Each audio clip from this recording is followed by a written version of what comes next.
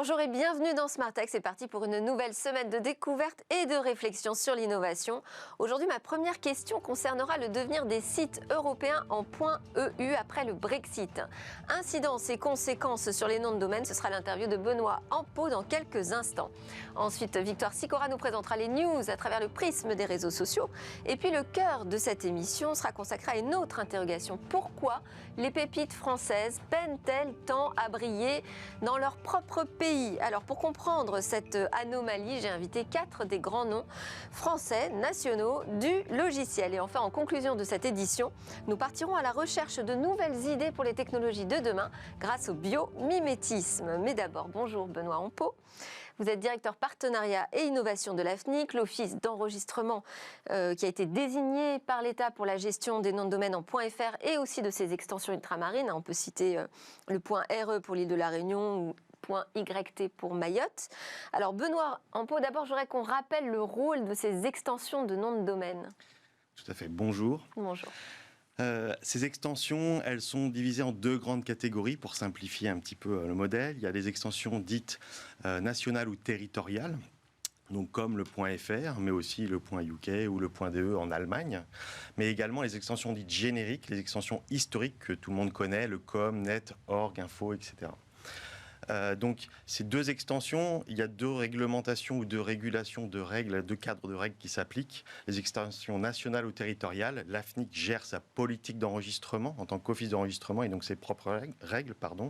Et les extensions génériques, elles, c'est une autorité qui s'appelle l'ICANN qui gère ces règles pour ces extensions génériques. Voilà. Alors, le .eu dont je parlais en introduction, il a été lancé il y a 15 ans. Pour les entreprises de l'Union européenne. Donc, quelle incidence a eu le Brexit ? Alors, il y a eu beaucoup d'incidences et puis là, on est vraiment dans une étape, un plan de transition. C'est-à-dire que le .eu, depuis le 1er février 2020, on est dans une phase de transition et il y a un impact fort pour les titulaires de citoyenneté britannique. Donc que ce soit des personnes physiques, des individus ou des personnes morales, des organisations.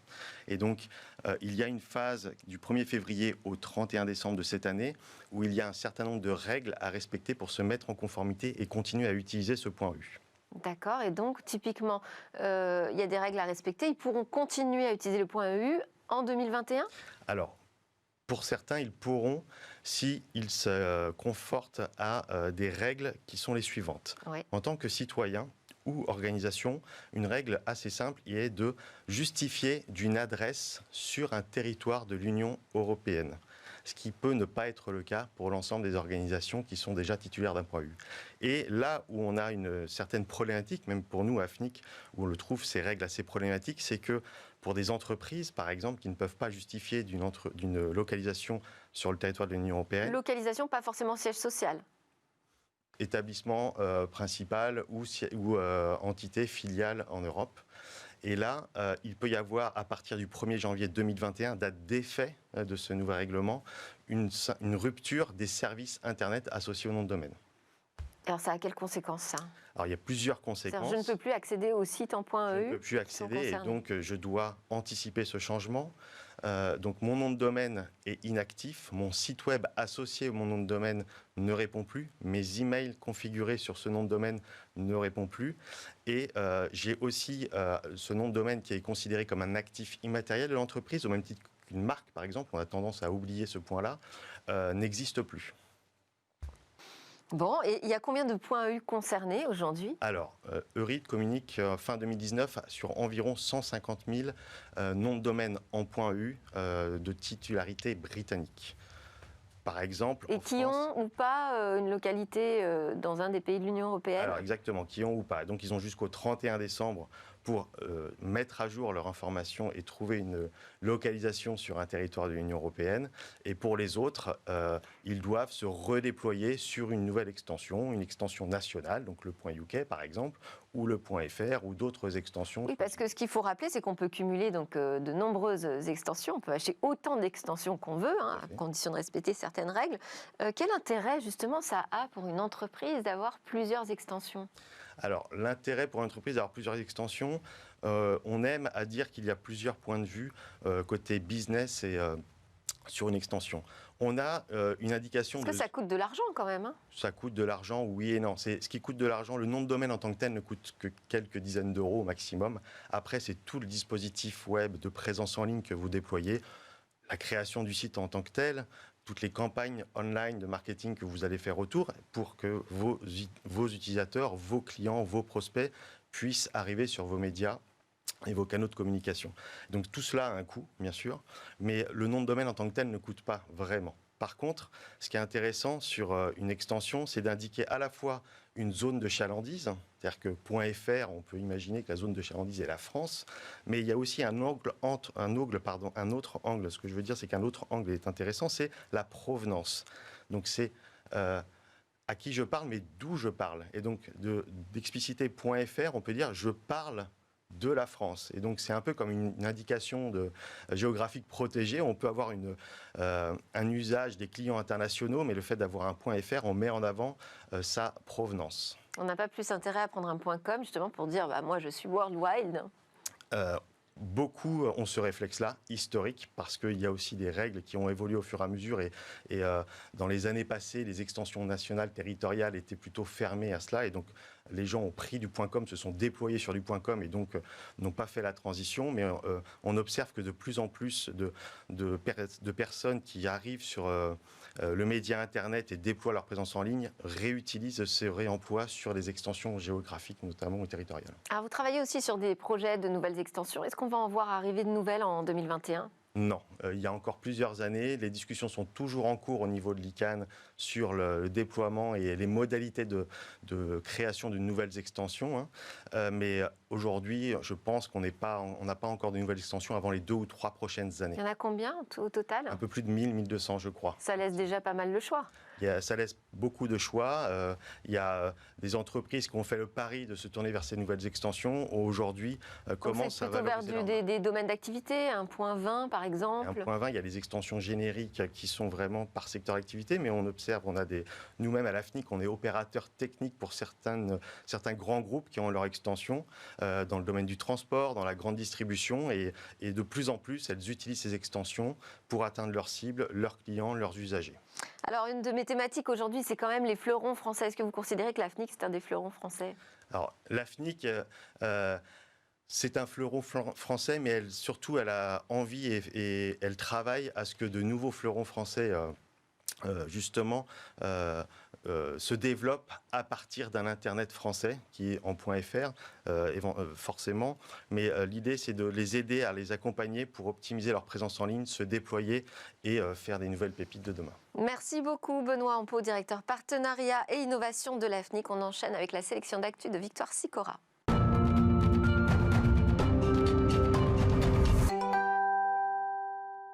Bonjour Victoire, quels sont les posts qui ont fait réagir les réseaux sociaux ce week-end ? Alors on va commencer avec le hashtag Ericsson Day Live, un hashtag qui renvoie à la 9e édition de l'événement annuel d'Ericsson et repris sur Twitter autour de la thématique de la 5G. Cette année, la journée sera 100% digitale et ouverte à tous.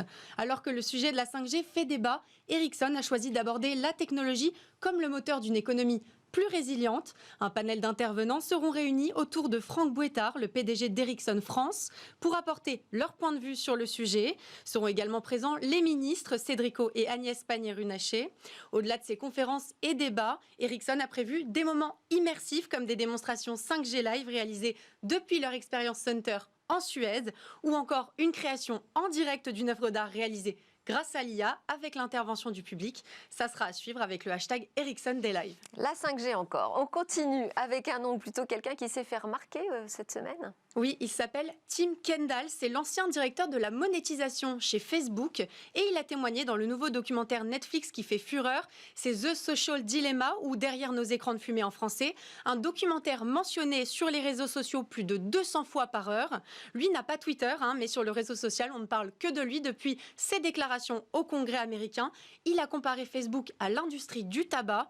Nous avons pris une page de la stratégie de Big Tobacco et nous avons travaillé à rendre notre offre aussi addictive. Le but, capter toute l'attention humainement possible.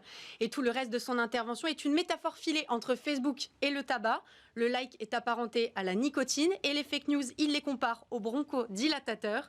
Regardez ce que des créateurs de contenu ont réalisé. Un paquet de tabac estampillé du logo Facebook. Suite à ces déclarations, les tweetos ont appelé à boycotter Facebook via le célèbre hashtag #DelateFacebook. Ouais, comment débrancher, hein. Un chiffre important. 13 milliards de dollars, c'est la somme que la Commission européenne exige d'Apple, ou plutôt Margrethe Vestager, la vice-présidente de la Commission européenne, qui réclame elle-même via un tweet l'amende de 13 milliards de dollars contre Apple, une somme qui renvoie à l'enquête menée par les juges européens sur les pratiques antitrust d'Apple, les juges qui avaient finalement décidé d'annuler ce remboursement de 13 milliards de dollars pour avantages fiscaux.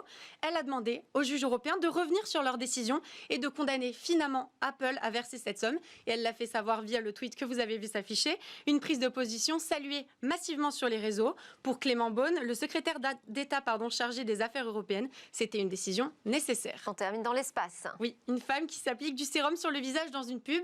Jusque-là, c'est plutôt habituel, sauf si elle le fait dans la Station spatiale internationale. C'est l'idée d'Estée Lauder dans le cadre d'un partenariat avec la NASA. Regardez leur post épinglé sur Twitter, le sérum Advanced Night Repair, une fusée, la Station spatiale internationale, un teaser au final avant la véritable publicité. Fin septembre, ce seront 10 flacons de ce sérum qui vont rejoindre l'ISS. Les astronautes seront ensuite invités à se filmer en mettant en scène le flacon dans un environnement zéro gravité. Les internautes sont conquis et se réjouissent de voir les images arriver. Petit rappel, en 2001, Pizza Hut avait réalisé un coup de pub incroyable en livrant la première pizza à la Station spatiale internationale. Benoît Hampeau, une actu rapidement. J'ai appris que vous receviez Gandhi Absolument, tout à l'heure. juste après, oui. Donc je suis ravi que Gandhi soit partenaire de la FNIC depuis quasiment ses origines et vient d'être élu notamment membre du conseil d'administration de la FNIC récemment. Et donc longue vie à Gandhi pour cette pépite française au cœur de la technologie aujourd'hui. Bon, on va lui passer le message. Merci beaucoup Victoire Sicora pour les news et Benoît Hampeau pour votre commentaire sur les noms de domaine en .eu, directeur partenariat et innovation de la FNIC. C'est l'heure de notre débat sur ces talents français du logiciel, les grands oubliés.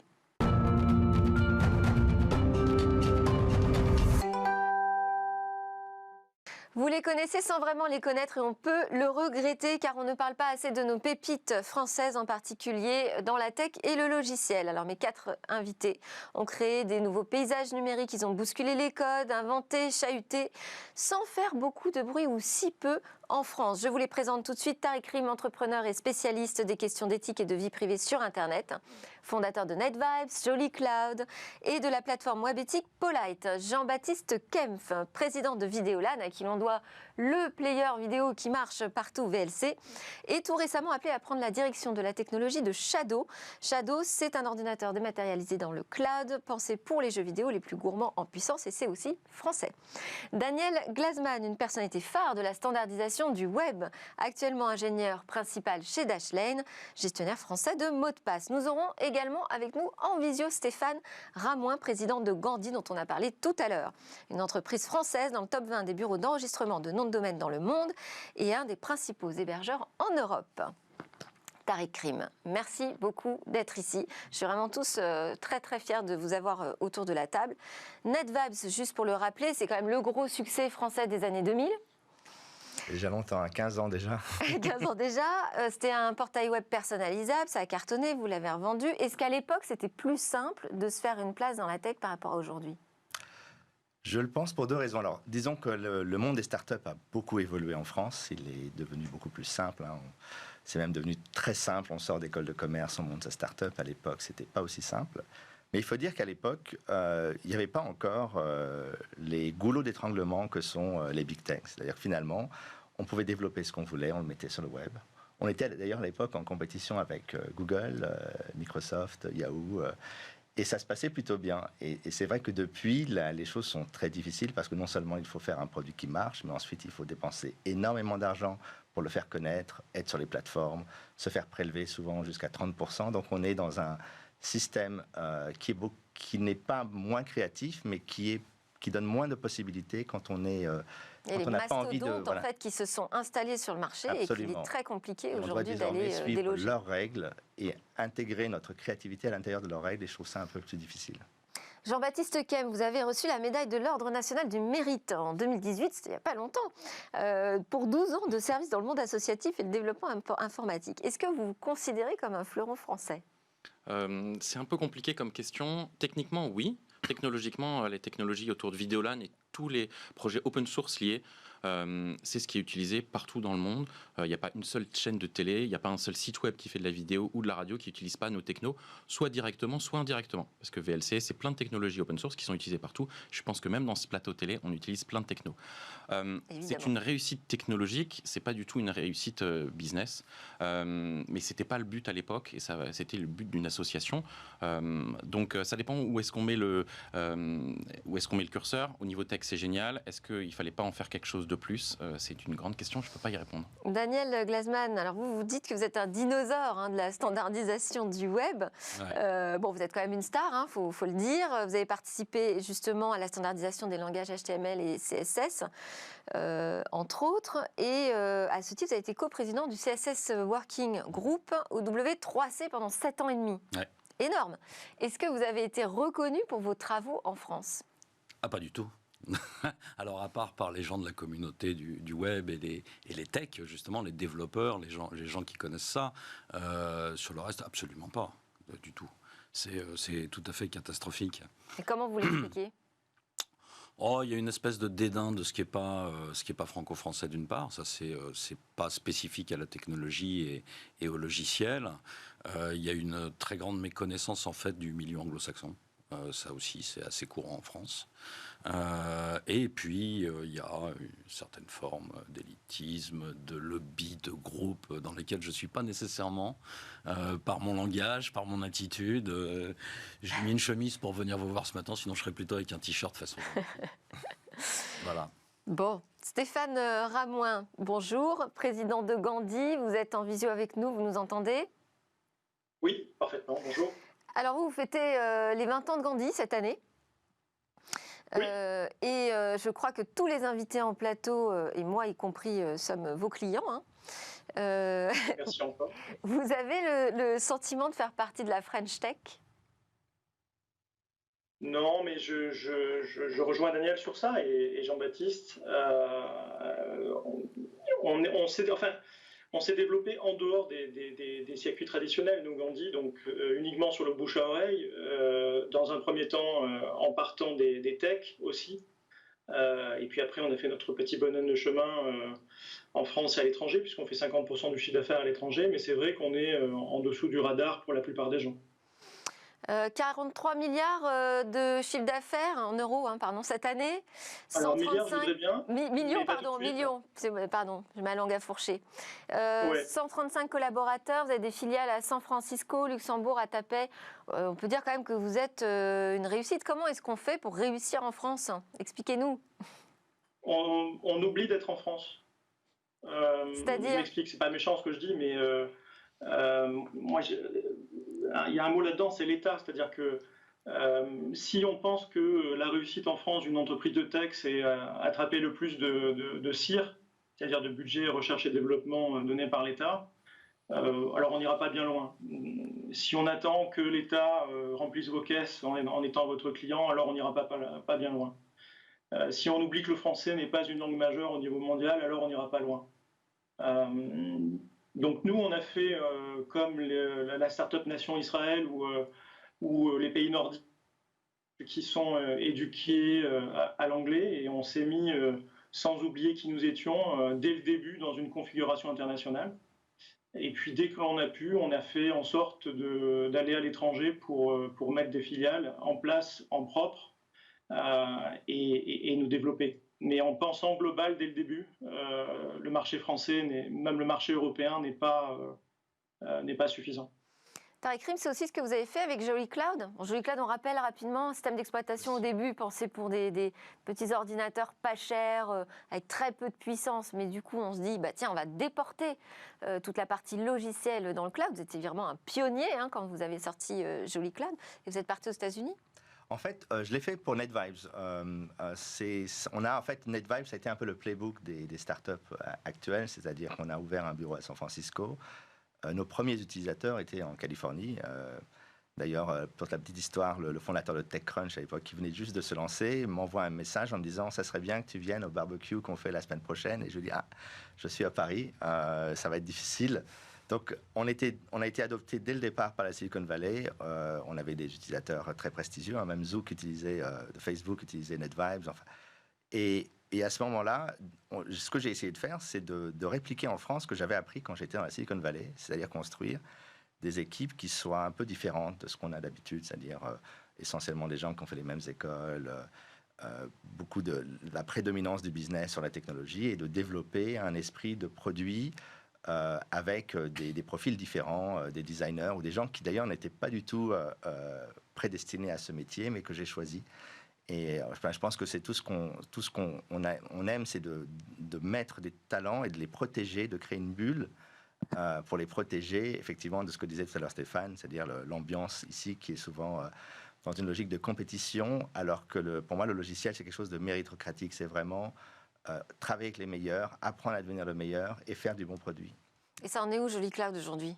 Joli Cloud, en fait, pour le dire, c'était le Chromebook avant le Chromebook, hein, et on s'est battu.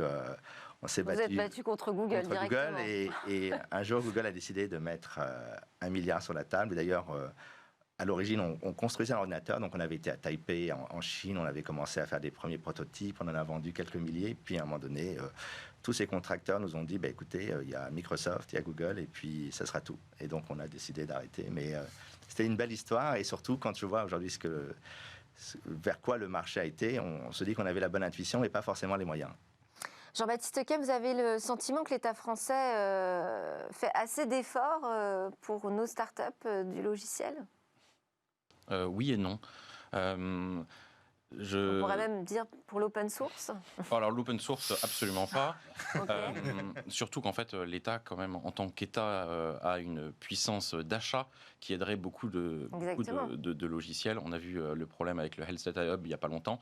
L'État français, clairement, en tant qu'acheteur, ne fait pas son travail ni sur l'open source, ni sur les solutions françaises, ça c'est mon avis, et au lieu de favoriser des... Il y a eu quand même des politiques justement d'équipement en logiciel libre des administrations. Oui, tout à fait. C'était juste grosso modo pour gagner de l'argent, pour dépenser moins, c'est-à-dire sur la partie desktop, enfin la partie bureautique client, où on utilisait ça. Mais c'est des marchés qui sont relativement faibles quand on part à centaines de millions dans le Health Data Club. En France, par exemple, il y a plein de gens qui font du cloud et qui le font bien. On rappelle, le Health Data Hub, c'est aujourd'hui confié à Microsoft. Exactement. On a en France OVH, Scaleway ou Gandhi qui, même s'ils ne sont pas forcément exactement au niveau de Microsoft, avec une injection de 100 millions de fait de contrats, pourraient l'être. Donc je pense qu'au niveau d'investissement français, l'État en tant qu'acheteur ne fait pas son travail correctement et ne veut pas se donner le mal de faire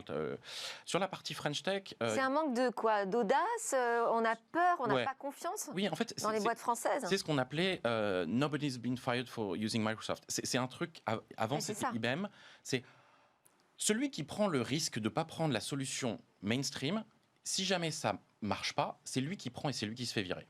Donc en fait, et ça c'est vrai dans tous les achats et en informatique, c'est encore plus vrai, c'est que tu achètes... Et c'est pas vrai dans les autres pays? C'est pas vrai à l'étranger? C'est pas vrai un petit peu dans les autres pays, mais moins qu'en France. La France est quand même a une aversion au risque sur l'achat, mais aussi sur la création de start-up. Donc justement, il y a ces deux-là. Par contre, la French Tech, il y a du bon et du mauvais. Justement, moi ce que j'aime, il y a plein de boîtes de la Startup Nation, et là je l'ai dit plein, c'est n'importe quoi, mais c'est pas grave. C'est pas grave, parce que quand on va aux États-Unis, et Tariq le sait bien, 90% des trucs qu'on voit là-bas, c'est aussi tout nul. Et en fait, le but, c'est que sur 100% des startups, 90 elles se crachent, il y en a 10 qui vivotent et il y en a une ou deux qui explosent. Donc c'est pas grave que la French Tech, il y ait plein de trucs nuls. Ceci étant dit, ce qui est bien dans cette French Tech, c'est que ça enlève le stigma qui était de l'échec. En France, avant, si tu te plantais ta boîte, tu étais vraiment un gros nul, alors que en fait, quand tu vas aux États-Unis, ils te disent ils préfèrent embaucher des gens qui se sont déjà plantés avec une ou deux boîtes parce qu'ils ont appris. Ah oui, au moins ils ont créé quelque chose. C'est vrai que là, il y a le côté French Tech qui est au niveau com, qui change un petit peu ça et qui donne envie à des étudiants de lancer les startups. Par contre, c'est quand même pas assez orienté tech. Il y a beaucoup de startups de la French Tech qui sont pas des boîtes de tech, qui sont des très belles boîtes, qui sont du business, qui digitalisent un vertical business, mais qui vont pas aller faire de la vraie tech compliquée, quoi. Ouais, vous êtes plus dans les rouages, vous êtes des codeurs, des développeurs. Quelles sont les difficultés qu'on rencontre quand on développe un logiciel, Daniel Glasman? Je peux citer Blue Griffon, qui est le principal éditeur de WYSIWYG. What you see ou what you get, c'est les interfaces intuitives. Ouais. Quand on se lance comme ça, on est à l'origine d'une interface, d'un nouvel outil logiciel, quelles sont les difficultés qu'on rencontre pour le diffuser? Je dirais qu'en fait, toutes les difficultés sont de la rigolade à côté de la plus complexe dans toutes. C'est faire disparaître la complexité technique pour l'usager. Ouais. Point barre. C'est tout le reste appartient à l'ingénieur, si vous voulez. Il faut qu'il travaille dur et que ça soit intuitif. Je sais pas ça si vous avez un iPhone, mais je pense pas que vous ayez chargé le manuel de l'iPhone. Non, c'est clair. Bon, voilà. Je rejoins très largement ce que dit mon Même si j'aime bien lire les là. modes d'emploi, mais ça. Oui, mais là c'est trop intuitif, il n'y a pas besoin. Bah non, mais quand il y en a, j'adore ça. Les entreprises qu'on a en face de nous. Mais quand même. Je suis d'accord, le plus gros du travail pour vous, c'est le développement, c'est la créativité. Mais c'est de la compétence, ensuite, pour le diffuser. Oh là, ça c'est autre chose. Alors, il y a une bonne part de chance, d'abord. Il y a une part d'adéquation au marché, 6 mois avant. Rappelez-vous, Cital, je ne sais pas si vous vous souvenez de Cital, tous les deux. C'était un lecteur de livres électroniques français, absolument merveilleux, en encre électronique, fait longtemps avant tous les autres. Ah oui, mais il était un peu trop longtemps avant les autres. Il n'y avait pas USB, il y avait RS-232. Il n'y avait pas les interfaces qu'il fallait. Ils étaient trop en avance. C'était juste pas le bon moment. Ça s'est craché assez lamentablement. Donc il y a beaucoup de conditions qui font ça.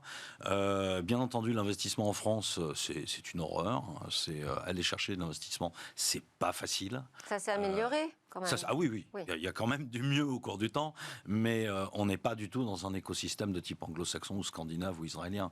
On a l'impression que lorsqu'on va chercher de l'argent, même avec un projet fabuleux, qu'on nous fait l'aumône de nous écouter.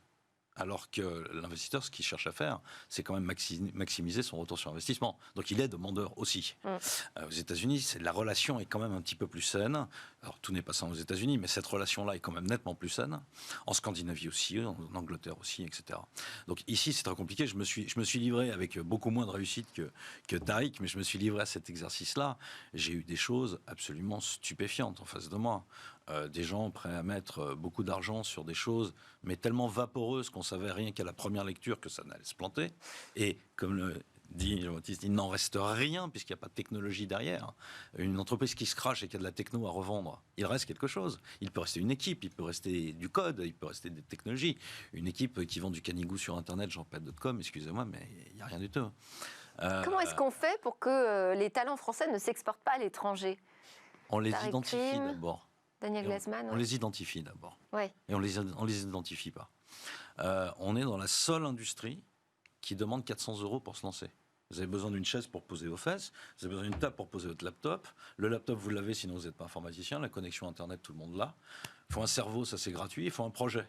Donc 400 €. En 400 €, on peut se lancer dans le logiciel. Citez-moi une autre industrie, vous pouvez vous lancer pour 400 €. Donc il faut qu'on investisse là-dedans. Le retour sur investissement est colossal. Les projets estudiantins tapissent les étagères. Enfin maintenant c'est du PDF, donc on s'en fout. Mais tapissaient les étagères des universités, des écoles. Vidéolan est le contre-exemple qui a réussi à sortir. Moi, mon projet de fin d'études, mon école d'ingénieur s'en est complètement contre-tapé. Ils sont passés à côté, quoi, on peut le dire. Passés à côté. Il y a, oui, Jean-Baptiste Khem. Il y a un manque de reconnaissance, en fait, vraiment de l'ingénieur en tant qu'ingénieur en France, alors qu'on a probablement les écoles d'ingénieurs parmi les meilleures au monde. Et la première fois où nous, on a eu le faisceau un peu sur Vidéolan, et c'est grâce à Tariq qui a fait un rapport sur les meilleurs développeurs en France, et on a été dessus. Et la suite a été mais bon, Vidéolan c'est français et c'est une association et les gens ont ouvert les yeux et donc en France il y a très très peu de reconnaissance des ingénieurs et d'ailleurs les ingénieurs sont très très mal payés quand... Pourtant on parle des salaires des développeurs aujourd'hui qui explosent. Mais c'est rien du tout par rapport aux États-Unis. Ils n'ont pas augmenté depuis 1980. Aux États-Unis, on sort d'école, on démarre à 200 K $, quoi, et un salaire de 500 000 $ aux États-Unis pour un développeur à 35 ans. C'est absolument pas choquant, c'est habituel. En France, à 35 ans, on est à 60 000 €, et encore, là, cette année, on va te faire une augmentation de 1 000 € et on est vraiment très gentil. Et à côté de ça, les vendeurs, les gens qui sortent d'école de commerce sont beaucoup plus payés. Donc, résultat, les développeurs, qui sont véritablement ceux qui font le produit et ceux qui font ce qui est important, c'est-à-dire les deep tech, c'est-à-dire les choses qui sont techniquement compliquées, ils se barrent. Tout à fait. Et d'ailleurs, aux États-Unis, quand on va dans les GAFAM, c'est marrant, il y a beaucoup d'Indiens, il y a beaucoup de Chinois et il y a plein de Français. Ouais. Si vous allez... C'était d'ailleurs le but du rapport que j'avais fait, hein, qui a servi de calchaise au ministre du numérique, c'était de rappeler que l'iPhone a été inventé en France. Mais il a permis quand même à pas mal de gens d'ouvrir les yeux sur le fait que le CTO de LinkedIn était français, Google Cloud, Ludovic Champenois, enfin plein de gens qui ont été dans la Silicon Valley, les Français étaient toujours au cœur des innovations. Ce qui change ici, au-delà du manque de reconnaissance, au-delà du... Alors, je mets un petit bémol sur les salaires américains. Il ne faut pas oublier que... C'est une désintox aussi des géants américains, peut-être. C'est qu'il y a deux choses aujourd'hui. Bon, déjà, habiter à San Francisco, c'est hors de prix. Donc, c'est aussi pour ça que les gens sont payés très cher. Et la plupart d'entre eux, maintenant, veulent partir. Et puis, aujourd'hui, bosser chez Facebook ou Google, à l'époque de ce qu'on appelle le Tech Clash, ou Cambridge Analytica et autres, il faut aussi payer les gens pour les garder. Ils savent très bien qu'ils ne trouveraient pas de boulot ailleurs. Mais fondamentalement, ce qui est intéressant en France, c'est qu'on a toujours eu une culture d'ingénieur, donc ça a bien marché pour le train, pour l'eau, pour le nucléaire. Mais dans l'informatique, on n'est pas dans le même modèle. On a pensé que c'était les grands groupes qui devaient faire l'innovation. Alors, en fait, peut-être qu'un des points faibles, c'est que vous êtes dans le soft, le logiciel, et qu'il faut le matériel. Et finalement, dans le matériel, qu'est-ce qui est installé par défaut ? Les softs de ceux qui possèdent le matériel. Mais par exemple, Google, ils font quasiment pas de matériel. Et ça n'empêche, c'est quasiment que du soft. Adobe ne fait pas de matériel. Facebook, c'est quasiment que du soft. Fait pas de matériel. LinkedIn, c'est quasiment que du soft. Et pourquoi on n'a pas VLC par défaut sur tous nos PC, par exemple ? Mais dans la plupart des grosses boîtes dans le monde, mais que ce soit aux États-Unis, où VLC est installé partout. Alors on l'installe, nous. Je veux dire, c'est une démarche. C'est pas vendu mais avec pas du le pack. Boeing, par exemple, je connais Boeing et Airbus, ils ont 100 000 postes clients avec 100 000 VLC, la Poste et des choses comme ça. Enfin, moi, quand je parle de VLC, il y a plein de boîtes, surtout américaines. Enfin, une des questions principales que je reçois dans les mails de Vidéolan, c'est est-ce que j'ai le droit de l'utiliser aux États-Unis ? Et tu regardes, c'est que des grosses, mais c'est toutes les plus grosses boîtes. Ouais. En particulier parce que c'est open source, c'est gratuit. Enfin, je veux dire, ça pourrait être institutionnalisé. Voilà, ça pourrait être quelque chose de par défaut. VLC, c'est le logiciel français le plus utilisé au monde de très loin. On parle de 500 millions d'utilisateurs actifs. On parle de plusieurs milliards de téléchargements. Donc, je sais pas trop. Sauf que, si je peux me permettre, Le modèle français, donc on est passé par les grands groupes, ce que j'appellerais la SS2I Nation, et aujourd'hui on a basculé dans ce qu'on appelle la Startup Nation, et ce sont essentiellement des gens qui ont des profils de commerce qui drivent l'innovation. On parlait des VC, les VC français sont très bons pour pricer une place de marché, mais pour évaluer un logiciel ou évaluer la qualité d'un produit, c'est très difficile. Or, quand vous regardez les boîtes qui ont le mieux marché, qui d'ailleurs ne sont pas dans le fameux Next 40, puisqu'elles sont désormais américaines, des boîtes comme Algolia ou Dataiku, c'est essentiellement la technologie qui intéresse. Quand on investit et quand les boîtes américaines, les Google et Facebook achètent des sociétés, c'est d'abord pour la technologie, pour les ingénieurs et pour la qualité du produit. Et malheureusement, ça c'est quelque chose qu'on n'a pas réussi à mettre en valeur, parce que c'est très difficile aussi de faire ça depuis Paris. Alors, on va redonner la parole à Stéphane Roymoy, puisqu'on arrive à la fin de ce débat. Stéphane, est-ce que vous pensez que les débats aujourd'hui autour de la souveraineté numérique en France, est-ce que ça pourrait nous aider justement à accélérer sur la valorisation des talents logiciels français ? Oui, je crois que l'état dont je parlais tout à l'heure, l'état d'esprit des entrepreneurs et dont vient de parler Tariq, effectivement, doit évoluer. Je pense que c'est d'abord dans nos têtes à nous, entrepreneurs, de se projeter sur un développement sans avoir besoin de personne. C'est un peu aide-toi et le marché t'aidera. Et ça rejoint deux autres, effectivement, ce que vous disiez, la souveraineté. Effectivement, je crois que c'est Jean-Baptiste tout à l'heure qui disait l'État n'achète pas suffisamment aux entreprises françaises. Ça, je suis assez d'accord avec ça. L'État a cru pendant longtemps que donner des millions à des grands groupes ou à des émanations de grands groupes, ça allait nous aider à faire de nous des champions du numérique. Non, les entrepreneurs font les champions du numérique. les marchés financiers européens et surtout français ont évolué, mais c'est encore, comme le disait Daniel, assez catastrophique. Moi, je me rappelle, quand j'ai voulu faire la levée de fonds pour Gandhi, c'était pas super intéressant sur Paris. Et j'ai attendu l'année dernière pour avoir un actionnaire français, et merci à Montefiore de nous avoir rejoints. Mais c'est avant tout le pouvoir du portefeuille. Enfin, c'est ce que j'appelle le pouvoir du portefeuille, c'est-à-dire l'État a un portefeuille, chaque client a un portefeuille et faites tout pour conquérir le portefeuille des gens, c'est-à-dire faites le meilleur produit, faites les meilleures interfaces, et Daniel qui disait tout à l'heure, les meilleures interfaces. Et je crois que globalement, en dehors des marchés financiers sur lesquels on a du mal à se reposer en France, parce que c'est un entre-gens de personnes qui se connaissent tous et qui mangent des petits fours ensemble. Il faut avoir un bon produit, il faut le marketer, et je crois que la différence entre nous et les Israéliens, les pays nordiques ou les États-Unis, c'est qu'ils ont un marketing produit et un marketing client qui est bien plus efficace que nous. On devrait avoir, je pense, un vrai travail d'introspection sur comment on attaque le marché et comment on se vend, quelles sont les interfaces. Et la clé, Daniel l'a très bien dit tout à l'heure, la clé c'est vous faites quelque chose de technique. Moi je vends des noms de domaine, vous imaginez, moi j'en suis encore 20 ans après à expliquer dans les dîners familiaux ce que je fais dans la vie. Donc l'hébergement. Donc il faut rendre quelque chose de compliqué très simple. Et une des raisons pour lesquelles on a réussi, c'est parce qu'effectivement, nous, quand on fait quelque chose, on le fait déjà tout en interne et on le fait de manière simple, alors que c'est quelque part très compliqué derrière. Donc, tout le monde peut en acheter. Bon. Donc, je pense que c'est pas c'est une responsabilité qui est d'abord de l'entrepreneur et ensuite de comment on voit les choses, comment on se vend, comment on se market, où on met l'argent. Est-ce qu'on met l'argent dans le produit, dans le marketing produit, pas forcément la publicité, dans le service client. Moi, ce que j'entends, c'est qu'effectivement, ces questions-là de comment je market le produit, ça vient aussi en second temps. Hein. C'est d'abord le talent, le produit, et ensuite on travaille sur sa valorisation. Je pense aussi peut-être que les questions de souveraineté vont permettre de remettre en lumière vos talents. Merci beaucoup d'avoir partagé ce plateau. Tariq Ribet, entrepreneur, fondateur de NetVibes, Joli Cloud, et Polite, Daniel Glasman, ingénieur principal chez Dashlane, et Jean-Baptiste Kempf, président de Vidéolab et directeur de la technologie de Shadow.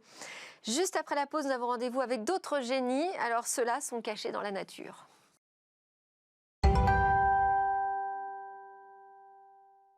Nous sommes de retour sur le plateau de Smartech. Sidney Rostand, PDG de Bioxégie, est venu me rejoindre pour nous montrer par l'exemple comment la nature peut inspirer les technologies de demain. Bonjour Sidney. Bonjour Delphine. Aujourd'hui, c'est le sujet de l'adhérence qui va nous occuper. C'est ça, je voulais venir avec un exemple qui montre à quel point le biomimétisme peut aussi être utile pour des technologies du quotidien. Ce n'est pas que des technologies spatiales, aéronautiques, etc. Je vais commencer avec un petit animal, un petit amphibien qui vient de l'Amérique latine, Colombie, nord du Brésil, qui s'appelle la Bolitoglossa. Le nom est assez complexe. Ouais. C'est une salamandre, on connaît sous le nom de salamandre. Elle a un défi, ça tout part avec le biomimétisme d'une nécessité de vie, c'est d'être rapide et agile sur des sols forestiers qui sont humides. C'est les forêts pluviales. Donc comment est-ce qu'on fait pour ne pas glisser sur des feuilles qui sont glissantes, humides, qui sont lubrifiées sur leur surface? Comment est-ce qu'on fait pour être agile?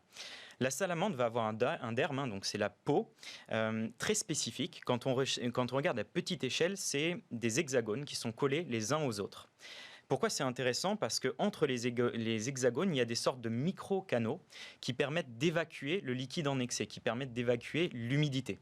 Et donc ça, entre guillemets, ça vient supprimer l'effet ou éviter l'effet d'aquaplaning. Vous savez, l'aquaplaning, ça me fait penser aux creux qu'on a dans les pneus. Exactement. Les creux dans les pneus permettent d'évacuer le liquide en excès.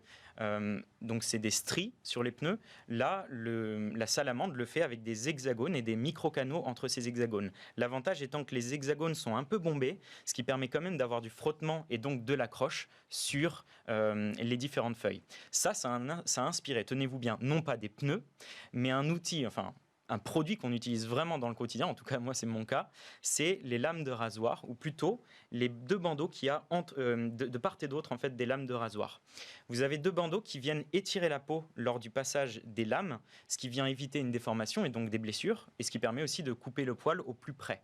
Et donc vous avez une équipe de chercheurs israéliens qui a équipé ces deux bandeaux sur le rasoir de micro-hexagones, comme sur la salamandre. Il faut se dire que pour être créatif comme ça, il faut en avoir de l'imagination, pour étirer mieux la peau. Donc c'est 2 fois plus performant, d'après leurs tests, que les rasoirs actuels.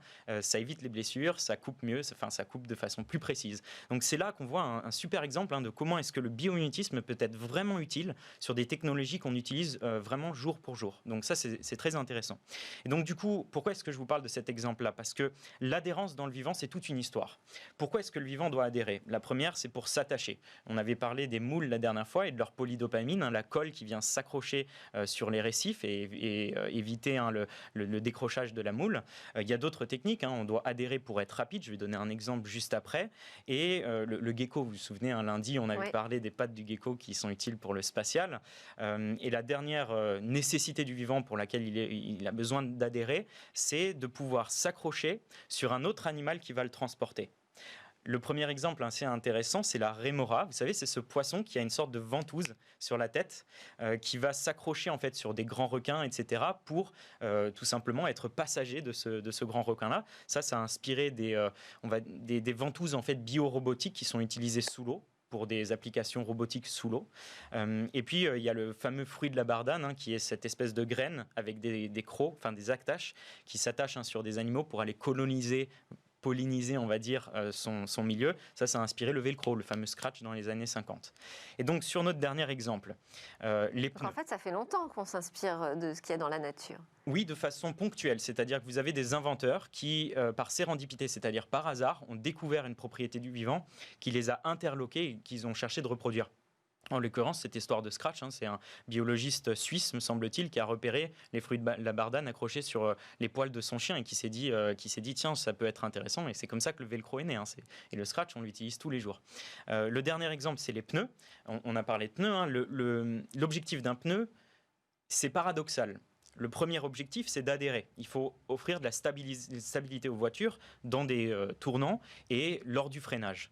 Mais c'est paradoxal parce qu'en même temps, il ne faut pas trop adhérer. Plus vous adhérez, plus vous créez du frottement, plus la voiture va consommer. Comment est-ce qu'on fait pour combiner les deux? Il y a des ingénieurs de Continental, la fameuse marque allemande, qui sont allés s'inspirer du guépard. Le guépard, c'est l'animal le plus rapide au monde. Il fait des pointes à 90-110 km/h. Mais en même temps, il doit être extrêmement agile, c'est-à-dire que l'antilope va essayer de l'éviter en fait en décrivant des tournants très serrés. Donc le guépard doit être à la fois rapide et en même temps, il doit être très manœuvrable. Et il freine vite. Et il doit freiner vite, exactement. Et donc comment ça se passe? Parce qu'il a ce même défi-là, il doit pas avoir trop de frottement au niveau de ses pattes, parce que sinon il dépense plus d'énergie, donc il se fatigue plus vite. Mais en même temps, il doit avoir de l'adhérence quand il freine ou quand il décrit des mouvements très serrés. Donc qu'est-ce qui se passe? Vous avez en fait les coussinets qui, lors des manœuvres, vont s'écarter pour s'aplatir doucement et offrir plus d'adhérence quand c'est besoin et quand il y en a besoin. Et quand il réaccélère le guépard, les coussinets vont se rétracter pour pas faire trop de frottement. Et donc les ingénieurs de Continental ont reproduit ce principe-là du vivant. Ils ont créé un pneu qui, quand il y a un freinage ou quand il y a un tournant serré, va s'aplatir automatiquement. Donc les matériaux qui sont utilisés vont être déformables. Le pneu s'aplatit et offre plus d'adhérence. Et quand la voiture réaccélère ou est sur une trajectoire stable, le pneu va se rétracter pour pas avoir trop de frottement et pas trop dépenser. Et ça permet, ils ont fait des tests, ça permet de réduire la distance de freinage de 10%. Encore une fois, le biomimétisme est utile dans la vie de tous les jours. Merci beaucoup Sydney Rostand. Vous êtes un autre des talents français que je suis ravie d'ailleurs de mettre en lumière. C'était vraiment la thématique du jour. Merci à tous d'avoir suivi Smart Tech. J'espère que vous aurez apprécié comme moi ces nouvelles découvertes, ces talents qu'on veut voir davantage briller dans notre pays. On conclut avec 4 jeunes pousses innovantes à suivre dans le Lab Startup. Et nous, on se retrouve dès demain pour de nouvelles discussions sur la tech.